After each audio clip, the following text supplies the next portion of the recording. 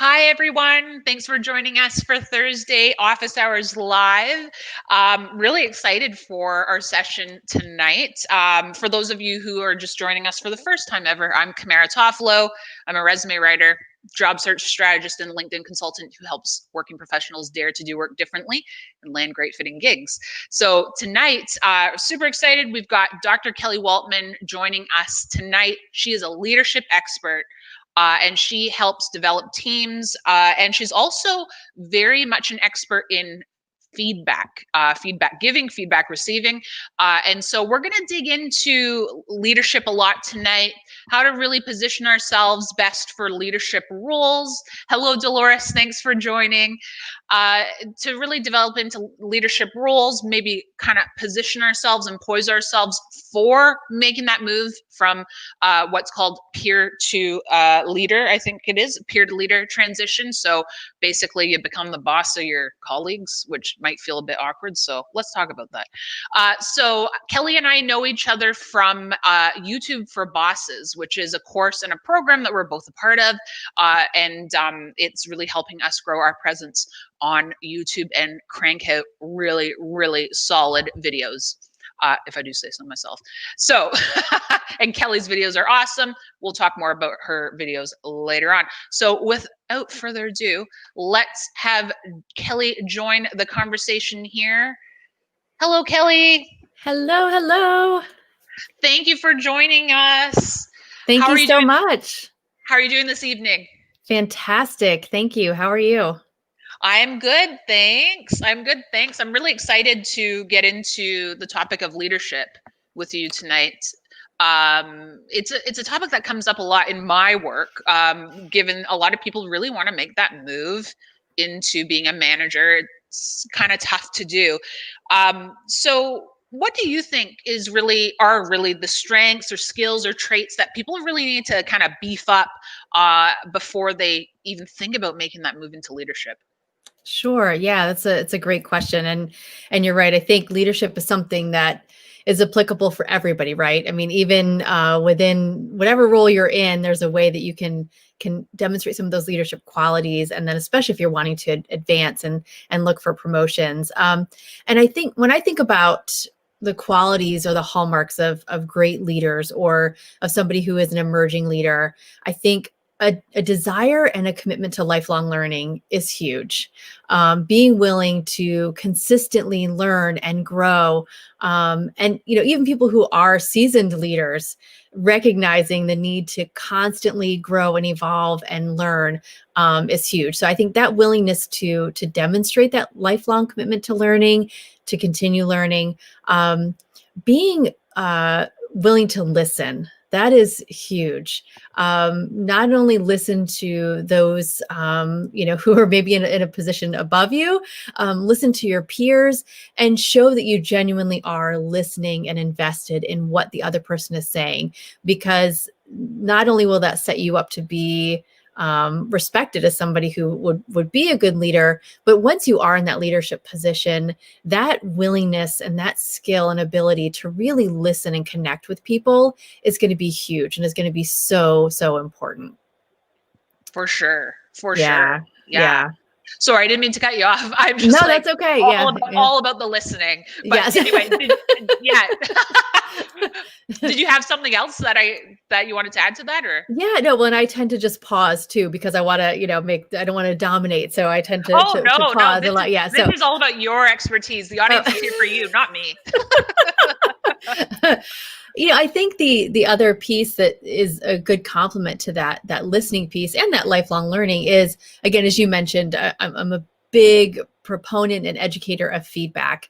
And so that willingness to actively solicit and receive feedback in a meaningful way is going to be really, really helpful, because then you'll be able to see, depending on what industry somebody's in, what their specific skills need to be to move up into a leadership position. If you're actively seeking and receiving feedback, you'll know what are those skills that you need to enhance, what are those areas that you need to improve or advance in order to move into that leadership position. So consistently asking for that feedback and receiving it and then implementing whatever needs to happen is also a big piece of kind of preparing and cultivating for that leadership role. For sure. For sure. I know for me, like when I was, say, earlier in my work, and less kind of trying to put myself out there, I was a little hesitant about feedback. I was a little worried. Like, I don't think I had a very thick skin at that time. I'm not sure I do now either, but the trolls will get me going on Twitter. But in any case, um, in any case, like how do you kind of overcome that resistance maybe, or fear of feedback? Yeah, well, you're not alone, and your response and your feelings are quite normal. Okay. Even yes, the most seasoned person still struggles to receive feedback, and there's reasons why we fear feedback. I mean, I will answer your question in terms of how we overcome that, but I just want to validate for people that it really is normal, that it's part of our instincts, that and some of it goes back to our survival instincts. If you think back to our ancestors, we survived because we were part of a tribe. That's how we literally survived. And so when we hear negative or critical feedback, that triggers that part of our brain, that survival instinct that thinks, ooh, my standing in this tribe feels threatened. Like, I feel like maybe they're not entirely happy with me right now. That's not good. And so we have this automatic reaction that is ingrained in us from that survival instinct. It literally triggers a part of our brain.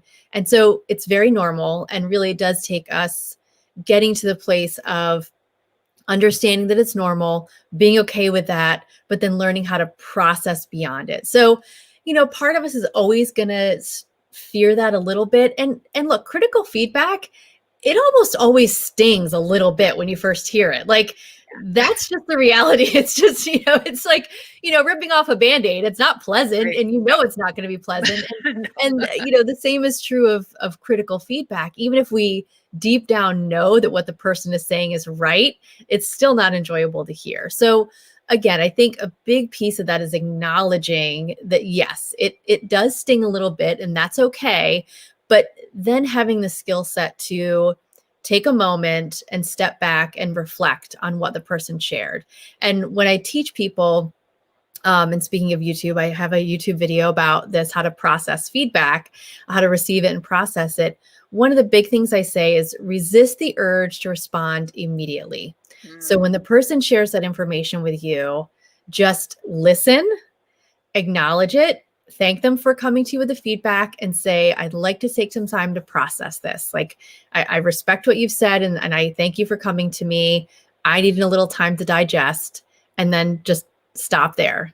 Don't feel the need to justify or clarify or anything like that. Just acknowledge it. And then after you take some time to step back and process it, then really think through what they shared and think through, is there something you could take away from that? Even if you completely disagree with what they said, you feel like what they said was way off base. Is there some kernel, some nugget of truth in there that you can say, all right, I may not agree with everything or all they said, but I can see maybe why they perceived it that way. Or I could see that if I improve in this area, that will help that situation. So it's really helpful to just take that time to step back and process, allow yourself to feel that initial emotion, but then move beyond it. That's really the key to being able to handle critical feedback. That's such a good point, because like, I know in my case, my knee-jerk reaction would be to get defensive, right? Like, guaranteed. Yep. But in any case, but this is really good, because this links us back to that point that you were making about leaders are lifelong learners, right? So what better way to learn than get feedback, direct feedback, about yourself and how you can improve. So what about people who are totally fresh, like they don't have any leadership experience whatsoever? What would be their step to kind of make that leap into leadership? Yeah, I think, thinking about leadership and wanting to cultivate your leadership skills and your opportunities for leadership, I like to think of it as almost like a snowball, and so you need to start very small. And so if you really are starting out, go to your boss, your manager, somebody in your leadership, and express to them, say, I'd really like to begin cultivating my leadership skills. I'd like to demonstrate to you that I have leadership ability. Is there a project I can take on? Is there a task I can take leadership with? And maybe you can't completely lead it, but you can help co-lead or at least have some type of leadership role. I did this early on in my career.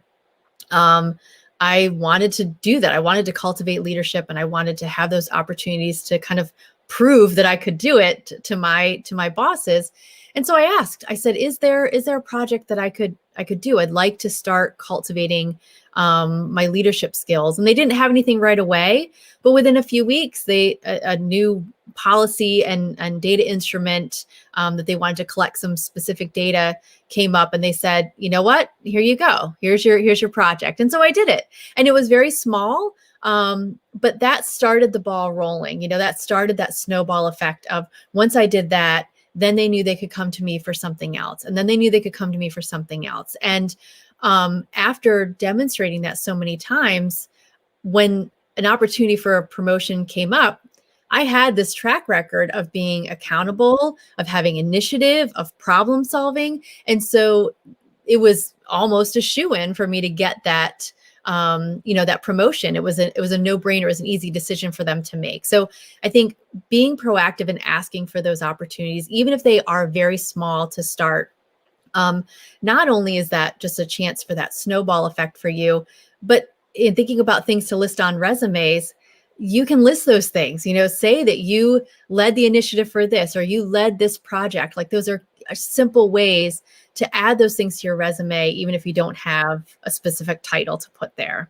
For sure. Those are my favorite things to add on resumes. My absolute favorite things.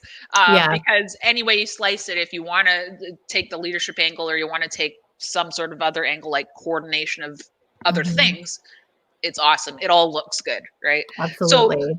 So when you're saying that you started small, the beginning of a snowball, teeny tiny snowball, it really sounds like if we want to move into leadership, we got to be proactive, and we got to be kind of in it for the long run. Is that right? Yes. I mean, I'm sure there are those rare opportunities where you can just dive into something bigger, but I think it really is. But I would almost even be hesitant to do that, because if you haven't had that ability to start cultivating those skills, you might be biting off more than you can chew. So yes, I think absolutely you summarized it very well. Be proactive and be willing to start small and incrementally increase what you do. Another great way, I think, to help cultivate leadership skills outside of the traditional work environment is look for opportunities in your community. Nonprofits, community organizations are desperately looking for volunteers.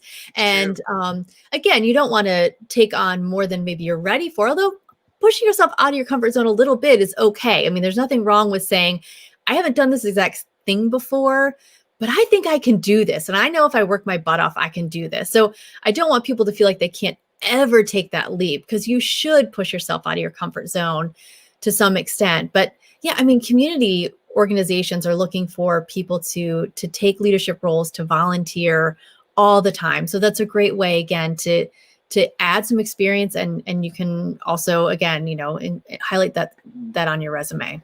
That's great. So it's really like, you got to cut your teeth on something. Yes. Like it has to start somewhere. Exactly. Yeah, yep. You just don't suddenly become a leader.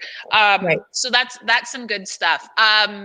We have some comments or questions in the chat that I'm just hoping we can pop over to and take a look.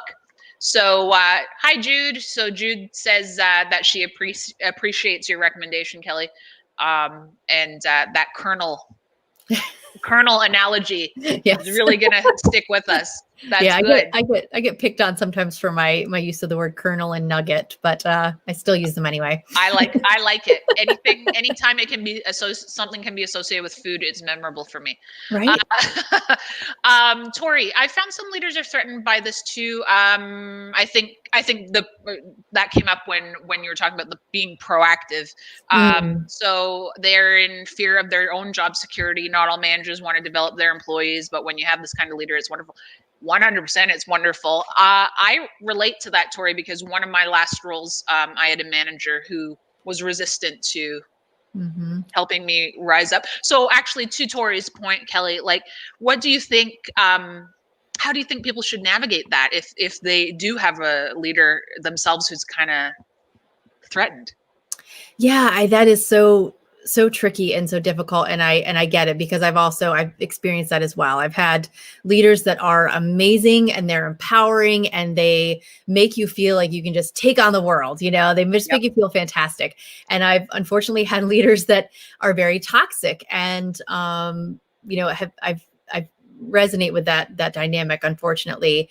I think if as much as you can within, without being disrespectful or crossing any boundaries, as much as you can still um take on your own development. So if you want to, I know this isn't exactly the same as taking on a project and in the workplace, but there's a ton of courses out there and a lot of them are free. You can take courses with Harvard for free. So, if there's, when it comes to more just thinking about professional development, if you can seek out those opportunities for professional development that can be little or no cost to you, unfortunately, you might have to do some of that on your own time, which is, shouldn't be the case. But if you can look for those opportunities, and again, really, I still encourage you to speak with your supervisor, your manager, and continue to express the desire for those opportunities. And if if you can, even if you need to maybe copy their boss on that communication, just I know it gets tricky. It gets very tricky, and I'm sensitive to understanding that hierarchy and workplace dynamics are very difficult. So however you can maybe navigate that, but I think continue to advocate for yourself and continue to look for those ways that you can either maybe take leadership on a project in a way that isn't going to undermine your boss, or look for those professional development opportunities. One of the things that I talk about a lot is, yes, that, we're talking about leadership and effective leadership, and not all managers are leaders. And, one of the other big things that I didn't mention in thinking about feedback and specifically in receiving feedback, a key piece of that is having a safe space for feedback. Mm-hmm. If you don't have a safe space, it's a very different ballgame. And unfortunately, not all leaders do that. Not all leaders cultivate a safe space for open dialogue. And not all leaders or not all managers, work to mentor and empower their employees. And it is very frustrating when you're in that environment. So, I wish I had a better answer. I wish I had a magic wand to help. But, look for those ways that you can maybe still cultivate that as best you can. Yeah, it is really tough. And the reason I laughed is because I did exactly that. I copied my boss's boss and walked into his office. Yeah. So Mhm. Yep. I did all that. But I think the key word that you noted was advocacy. Like, Mhm. you have to advocate for yourself. But as you say, the difficulty is in kind of navigating the corporate culture or the nuances of your particular work environment, and the politics, of course. It's just not easy. But Right. I mean, is the growth that you're trying to achieve ever particularly easy? Sometimes you gotta stick your neck out. Right, right. And, Yeah. and depending too on the size of an organization and the dynamic, if there is, a separate HR department that you can, talk with HR about, I'd like to, again, I'm seeking these opportunities to develop the skill set. These are goals of mine. And, hopefully you can even say to them, I'm hitting some roadblocks or some obstacles. What can I do? What are some strategies? And even just letting them know that that's something you're trying to pursue. But yes, advocating for yourself is key. Yes, for sure. We have a couple more comments and questions that are coming in. So Dolores has a question around money, actually. Interesting. I was asked by a supervisor of an area, but they set it up for me to take on a larger responsibility without more money. Oh, I hear this all the time. By saying, we'll see how you do and revisit it later. So like a probationary period, even though you are a permanent employee. That's annoying to me. Yes. So what are your thoughts around that? Well, yeah, I mean, I think, that is super annoying. But what I would say at a minimum, if you really can't negotiate even maybe just a small one-time like bonus for doing it, maybe they aren't in a position to give you a straight up raise. But if you could say, okay, I understand that we're going to enter this probationary period, or this trial period, but I'm still doing this extra work. Can we negotiate, maybe a one-time, bonus or a one-time incentive, something like that. And depending on where you are, I know that may or may not be feasible. I've worked for state government before, and that really wasn't something they could do. And they were big on you doing more and more and more and not paying you anymore. But the other thing I would say is then at least at a minimum, get that in writing, get some type of written agreement that after X number of days or 1 quarter or whatever time frame makes sense, that you'll do this, and then it will be revisited, or some kind of either an assurance of a pay increase after X number of days, or that it will be revisited and either you get the pay increase or responsibilities will shift if it really is just kind of a temporary thing. But document. That is just one of the, I can't stress that enough. Anytime you are, if you're requesting things from your managers and they're not supporting you, like training, like, additional responsibilities or opportunities, if you are requesting pay increases for the work you're doing, certainly conversations are helpful. And I recommend that you have conversations, but then follow up with an email, say, just following up on our conversation earlier, and summarize the conversation and make sure you have the documentation. But I wouldn't, having learned this lesson the hard way, I wouldn't go ahead and take their word that in 6 months they're going to pay you more without having it in writing. Yes. And one feature I love about, I guess, most email providers at this point is the archive feature. So it's like you can get it out of your inbox, but it can still exist in your files. So I save pretty much every email, but I keep an inbox 0. So it's out of sight, out of mind, but you can have the kind of reassurance that it's there if you ever need to pull a file. Absolutely. So that's some great advice, Kelly. And actually, as a follow-up to that, Dolores is wondering how you would politely decline. Like if there's no money on the table up front, what's the best way to say no? Thanks, but no thanks. Yeah, I think, essentially, I would put a little bit of thought into the wording exactly, but essentially saying, I appreciate you, providing me or having the faith in me. Well, they're not even really truly, because we're not going to pay you for it. Right. I think saying I tend to sit down and wordsmith a lot. So this is me wordsmithing, like backspacing and deleting as I go. Oh yes, editing on the go. Yes, I'm right there with you. Yeah. Yeah, but I think acknowledging that they offered you the opportunity and that you appreciate it and you respect where they're coming from, but really you feel strongly that the level of added responsibility should be compensated financially. And so as much as you appreciate them coming to you with the opportunity, at this point in time, you need to respectfully decline. But by no means are you refusing any future opportunities. It's something you're willing to discuss down the road. But if those additional responsibilities aren't able to be compensated financially at this time, then it's just something you're not, you need to respectfully and politely decline at this time. And maybe they'll come back and say, okay, well, since you said no, now we will pay you. They might just be testing you, or, that might just be how it is. And, hopefully the dynamic is such that doesn't become a negative thing for you. But I think it's worth standing your ground. I think you need to decide what the priorities are for you. And if you really feel strongly about that, then you should stand your ground. I totally agree. I totally agree. And again, it goes back to the point around advocacy. You're advocating for yourself. Yes. Awesome. So just one more before we move on to some other questions that I got. Luke said, I found to get leadership positions or projects, you really have to be in management space. Almost. In the virtual workplace, any advice on getting the visibility to set yourself up? And then he said, for these opportunities. Right.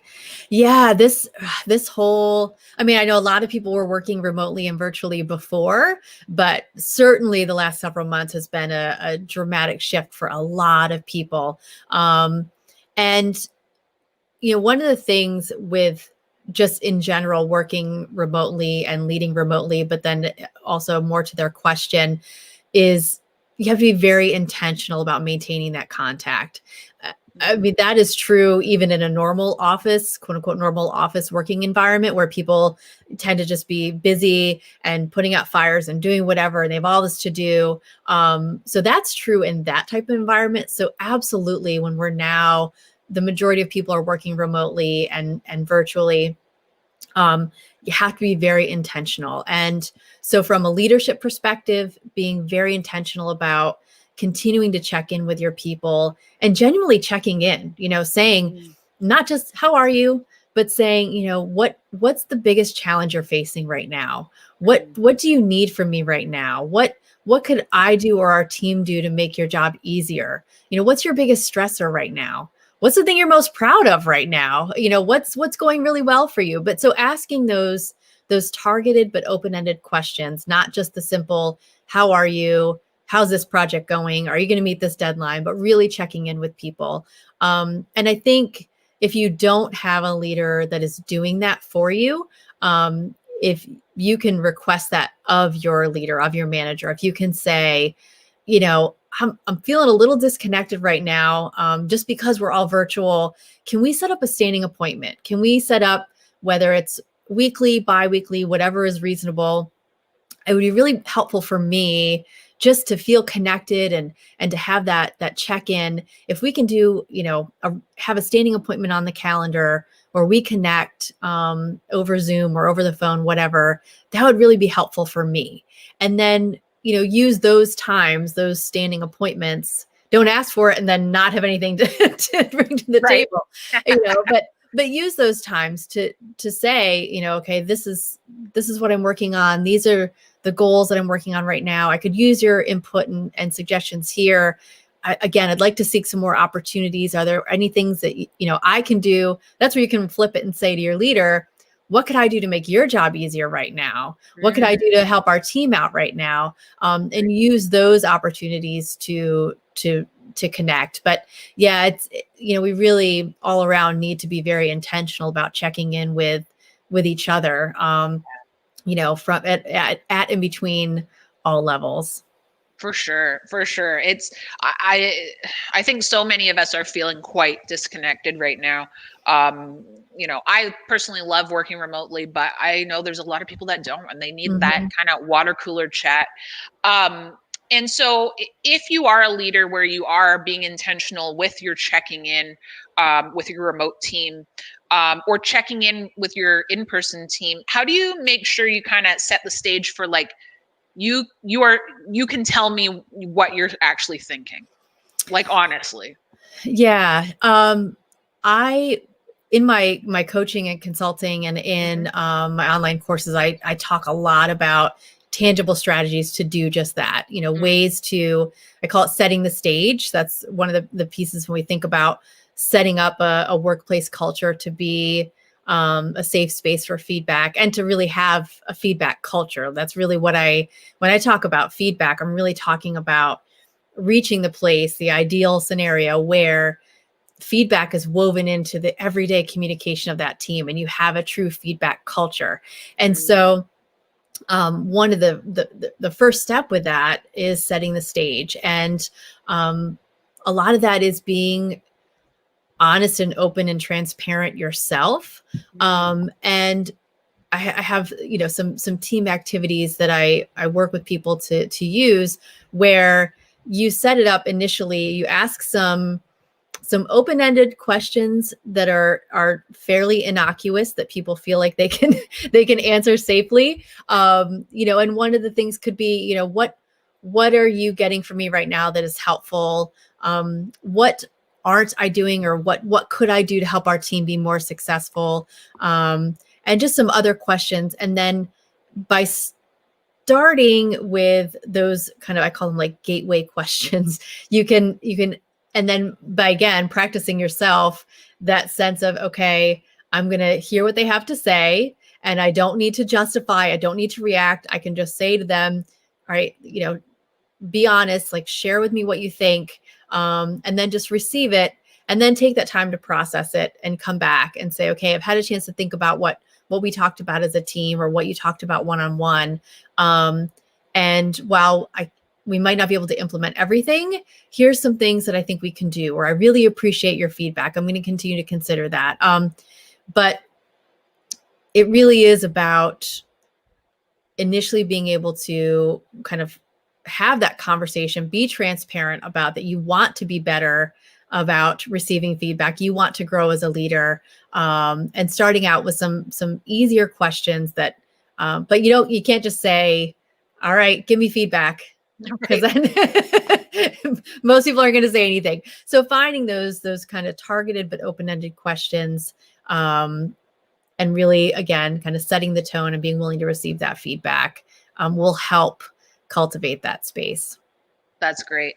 I remember in one of my former roles, the management actually created a kind of peer-run session where we all gave feedback anonymously. Yeah, so we felt safe to speak up, but that doesn't sound like it would create that culture of feedback. Right. I mean, you might have to start that way. And that's one of the activities that I suggest actually does have everybody start out and list some things anonymously. They write it down, and then you kind of open up and you share some of the responses. And I've done that before in leading in team activities. And, my previous role as a director, I would pass out index cards, and everybody could write down anonymously what they wanted to share. So absolutely, it's a fantastic point. I'm glad you said that. You might need to start in that space before you can get to where people feel comfortable openly sharing. And that is totally okay. Wherever, it just depends on the dynamic of the team and where they are when you're starting. And if you need to start very small and baby steps, then that's okay. And that's what you should do. Got it. So that was an intentional thing, not something that they pulled out of the air in terms of strategy. I guess it was that kernel for. There you go. I'm really going to remember that. I'm going to be thinking about kernels all night after this. Dreams of popcorn. Yeah. I have some popcorn. Yeah. So to Luke's point about like being in management's face, as well as like actually making that shift. Like, let's say Luke is ready to do that peer to leadership shift, that transition. Like, how can he best do that? Yeah.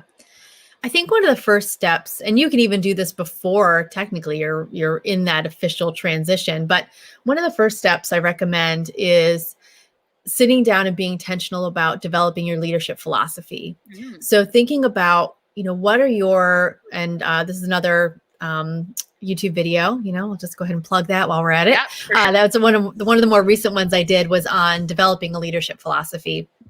And I talk about that really agencies and companies should have an agency-wide leadership philosophy, but also it's important to develop your own personal leadership philosophy. And so sitting down and thinking about what are your 3 to 4 core values. So integrity, again, a commitment to lifelong learning, or whatever those, humility, whatever those core values would be for you that you think are key to you as a leader, and thinking about how you're going to handle issues when they arise.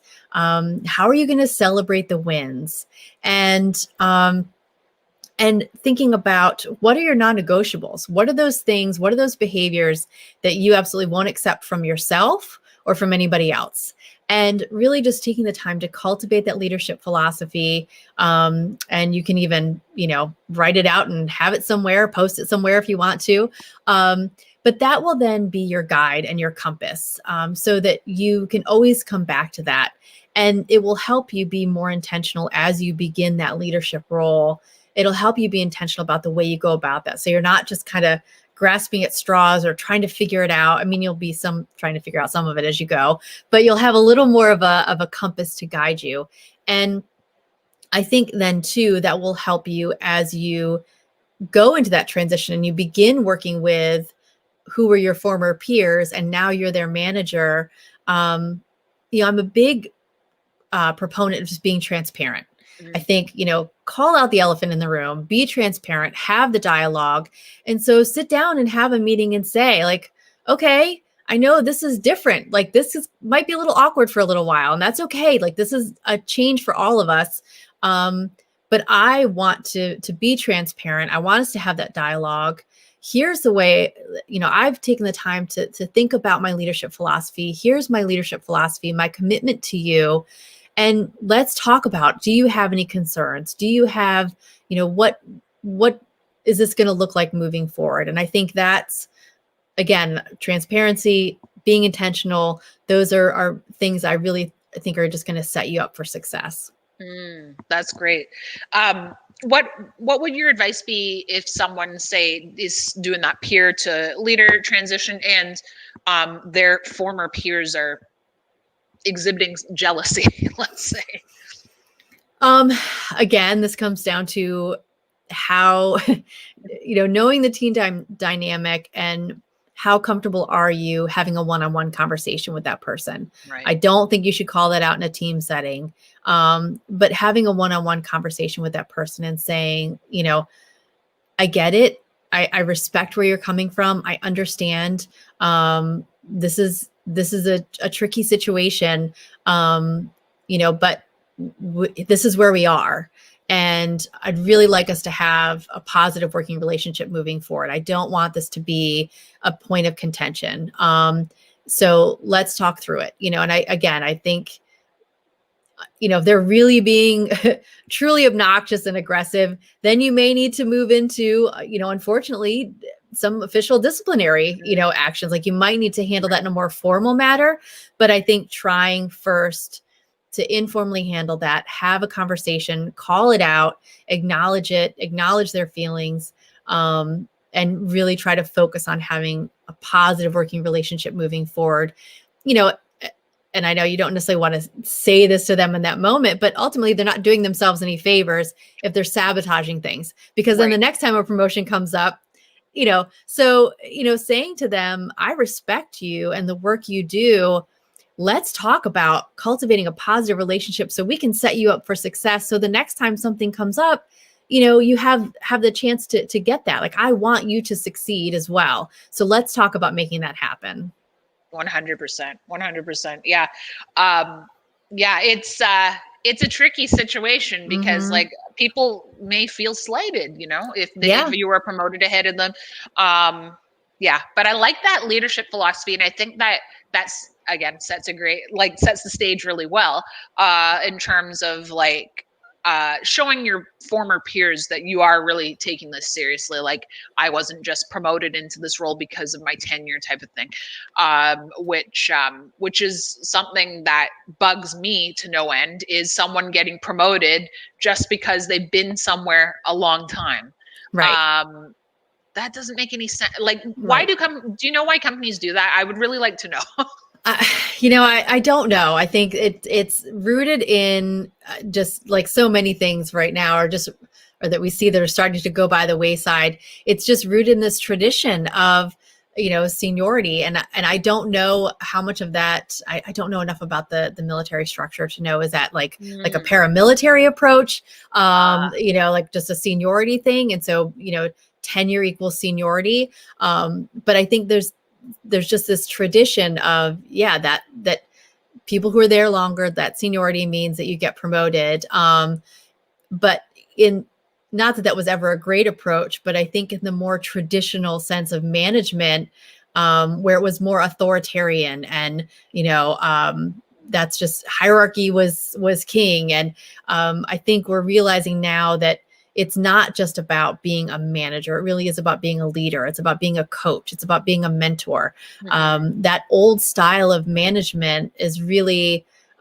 people aren't accepting it anymore. And so I think you are seeing that more and more places are recognizing it's not just about length of service, but it really is about having those skills. And I don't really love the phrase soft skills, but I think they're recognizing that things like emotional intelligence and being truly a leader rather than just a manager, those things are valuable. And that's really what's going to make great teams. Yeah, that makes so much sense. So I'm curious about soft skills. So I throw that term around all the time because I think a lot of us use it. What would be your preferred alternative? I was going to say soft skills. I don't really have one.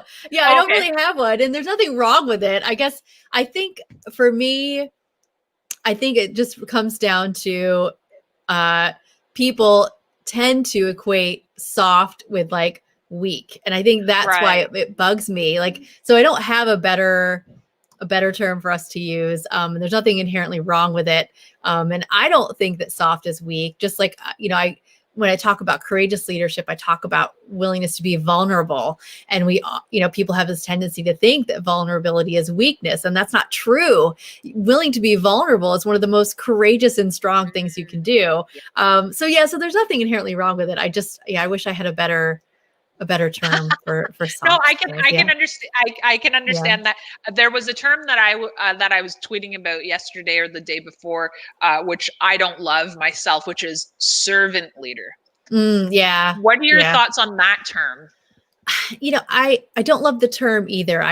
I get the philosophy, and I'm not saying I disagree with the philosophy of servant leadership. I think, but I don't necessarily love that term either. I really just, I don't know. It has someone replied to my tweet and said it gives off a weird kind of power dynamic type of thing. Yeah. So I totally struck a chord with me, but I don't know where it came from. It's just, does it have a place in business? I personally don't think so, but. Well, there's books written on it. There's a whole philosophy of servant leadership. And I get the idea of you as the leader are there to help your team. You're there to help them do their jobs well. You're there, yes, to coach and to mentor. And it's not about them serving you. So I get it. And, the overall idea of it, I get, and kind of parts of it resonate with me. But yes, the whole kind of label servant leadership, but it's not really my cup of tea. Yeah, and I really don't like seeing it on resumes. I'll tell you that, but it's there a lot. Yes, a lot. So please don't use servant leader on your resume. Anyway, So speaking of job searching, Jude made a note here. She said, for anyone in job searching, asking about leadership style is essential at the interview. You want to find a manager that you can work with well. I agree. Kelly, what are your thoughts on actually kind of doing some investigating during the interview to find out what their leadership style is like? I completely agree. And that was one of the first times for me that the idea of asking a place what their leadership style and philosophy was, when I was doing some job searching a little while back, I asked them, I said, what's your leadership style? What's leadership philosophy? And they essentially said, well, it really just depends on who the supervisor is. It kind of depends on who you get. There really wasn't this kind of consistent leadership style or philosophy within the organization. It was more, well, some people are micromanagers, they give you and let you kind of take initiative, and they promote autonomy. So I absolutely think it's worth asking the interview team. And if you get that response of like, well, it just kind of depends, that should be a red flag. Because if you happen to get stuck with one of the managers who isn't good, who does micromanage and who isn't trusting, and then that's going to shape your entire experience with that organization. So I think it's absolutely worth asking and trying to get a sense of what their leadership style is. Do they have that unified approach? And make sure it's something that resonates with you. Yeah, for sure. And does it enable you to do your best work? Right. Yes. Because like some people could very well thrive under micromanagers. I can't imagine it would take quite a special person, but some people like the tough love. Some people like the total hands-off, 100% autonomy type of thing. Yes. So I think that's a really great point. Does it resonate with you? Does it vibe with you? Right. So yeah, that's excellent. And Jude brings up a great point. Yeah, agree. Yeah. So let's say you're already in a leadership role. What do you think people should be actively working on as leaders? Like, how do they become even better leaders? Yeah, I'm going to sound a little bit like a broken record here, but but actively soliciting and receiving feedback is really key. When I was a director, I would do what I called upward feedback requests, where completely separate from their annual reviews, I would give them a series of questions and ask for their honest feedback, and we would talk through it. And again, it was questions like, what are you getting from me that is helping you be successful? What could I do to help you be more successful? Those types of questions. And so asking those types of questions, both of the people you're leading, but also your leadership, and really be as specific as you can, but still keep it open-ended. But that feedback is going to be invaluable. I often say, like, it's not impossible to grow without feedback, but it really is hard because you don't know those things that you're doing well that you should keep doing, and you don't know what you should improve upon. So that is my number one piece of advice, is regularly and consistently ask for feedback, but then don't just ask for it and receive it, but actually do something with it. And so goal setting and action planning is something I work on a lot with my coaching clients, and in the online academy that I did this summer, we did some of those activities. So really be intentional. Again, I love that word, but be intentional about setting specific goals for yourself and really developing action steps to help you achieve those goals. So once you get that feedback, if it's, maybe you hear from people that your public speaking skills, you could do better with public speaking. And so you look for ways to enhance those skills, whether that is, again, taking a course, just practicing, joining a Toastmasters, I don't know, whatever, works for you. But finding some ways to actually work on cultivating those skills. I'm a big also proponent of taking courses, looking for those opportunities to just hone your skill set by attending workshops, looking for online professional development activities, any way that you can help bolster those skills. For sure. I personally just took a course, not leadership related, but on Coursera. So what are some good providers of the free courses from what you've seen? That's a great question. Again, there are, well, if anybody is has the account with LinkedIn Learning.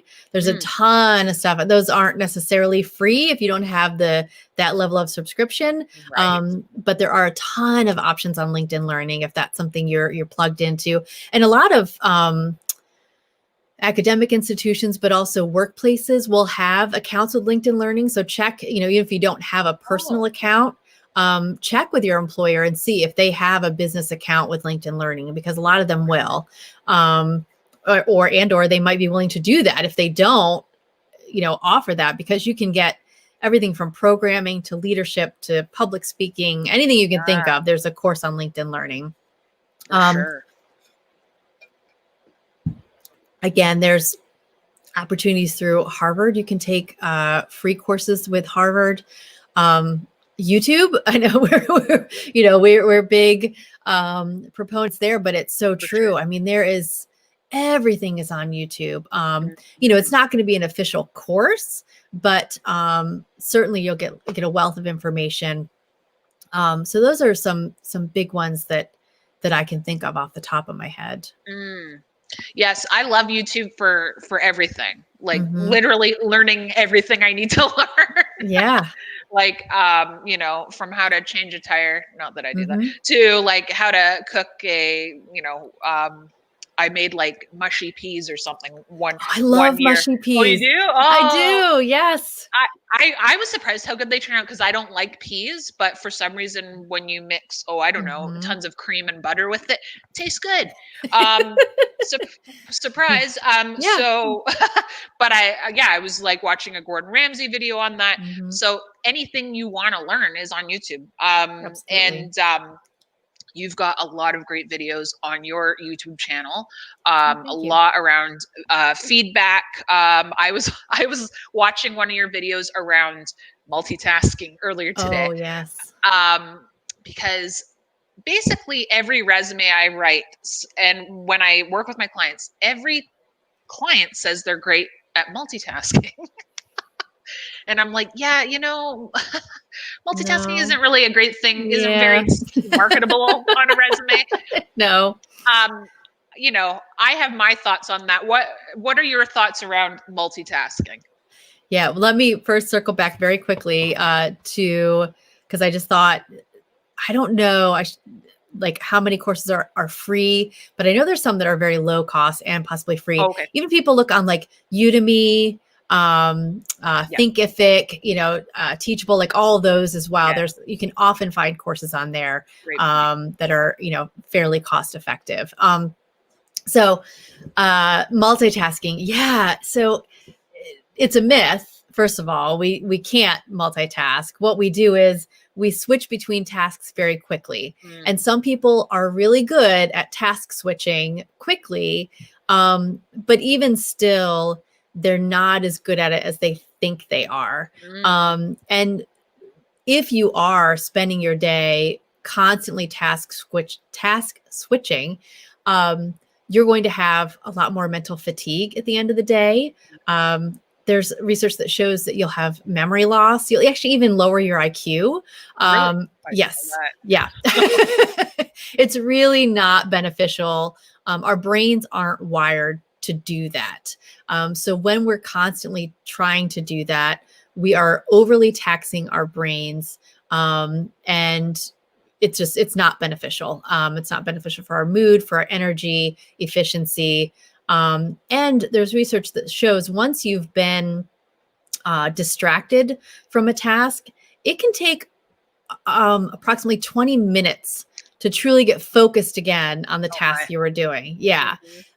So that's certainly not all the time, but to truly, if you are really working on a task that requires some attention and you get distracted by a notification on your phone, on your computer, somebody, calling you, whatever, before you're able to truly get back into a zone of focus, it can take about 20 minutes to really get focused. So don't multitask. It's not beneficial. It's not good for your brain. And we're not really more productive that way, even though we think we are.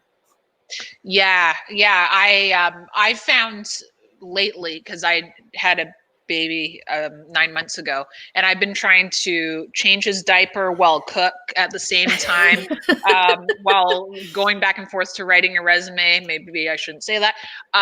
And one day I texted my husband and I was like, you got to come up here, and because he was in the basement, you got to come up here and take over because I'm doing too many things at once. Yep. Yeah. And it was stupid that I was doing all of that. And in any case, what really scared me when you were saying the pitfalls of or the cons of multitasking was lowering your IQ.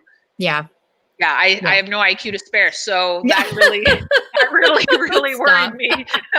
Well, I mean, I will give you a little bit of grace that new moms, I think, inherently get stuck multitasking on some level. Yeah. You know, mothers of you know, newborns, infants, and young children. That's, yeah, unfortunately comes with the territory a little bit.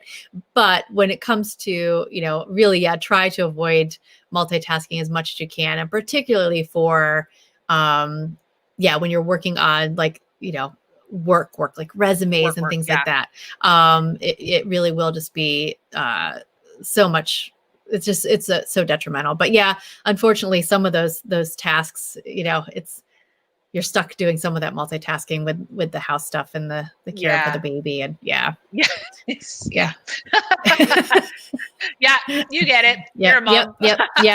I don't miss those days. You know, teenagers can have their own challenges, but yeah, it is easier that way. Yeah, they're a little more self-sufficient. Jude thanks us for talking about multitasking. She also wants to eliminate that word. I do too. Too.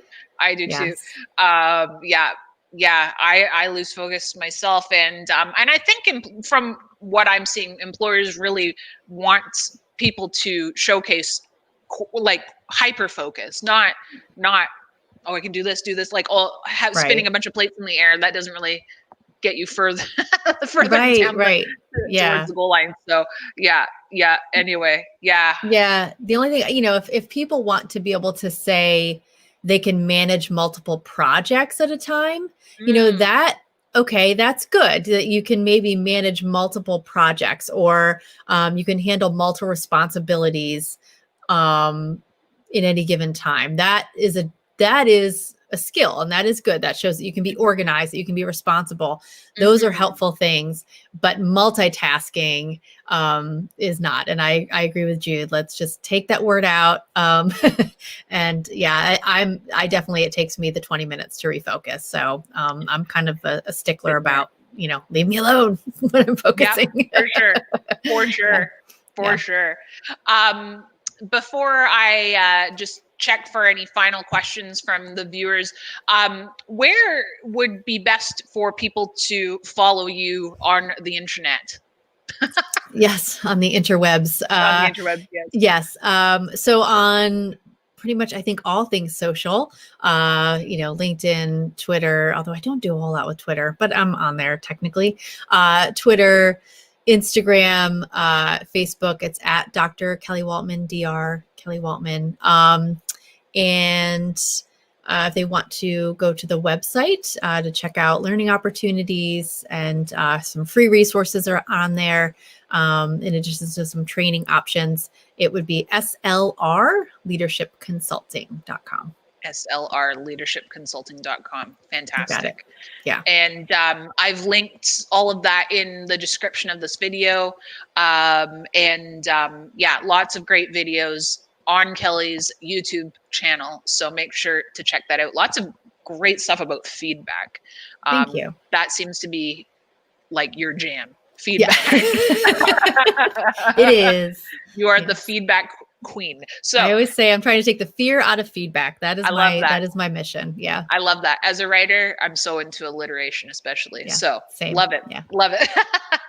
So I don't see any final questions. So with that, we'll wrap up. And I just want to thank you so much, Kelly, for taking the time to share all of your leadership wisdom with our viewers. It's really valuable stuff, especially for people I know who are on this call that really want to make that shift into leadership, that peer to leader transition. It's a tough one. So your feedback, your advice is very valuable for them and will help them get there. So thank you so much. Oh, thank you so much. And thank you. They were great questions and engagement from the people watching. So thank you so much. And thanks for having me. Appreciate it. Thank you. Yeah, And thanks thank you. everyone for joining us. And next session next week is actually going to be back to the Saturday time. It's going to be a good one. It's going to be about interviewing. So we will see you then. Thanks so much. Thank you.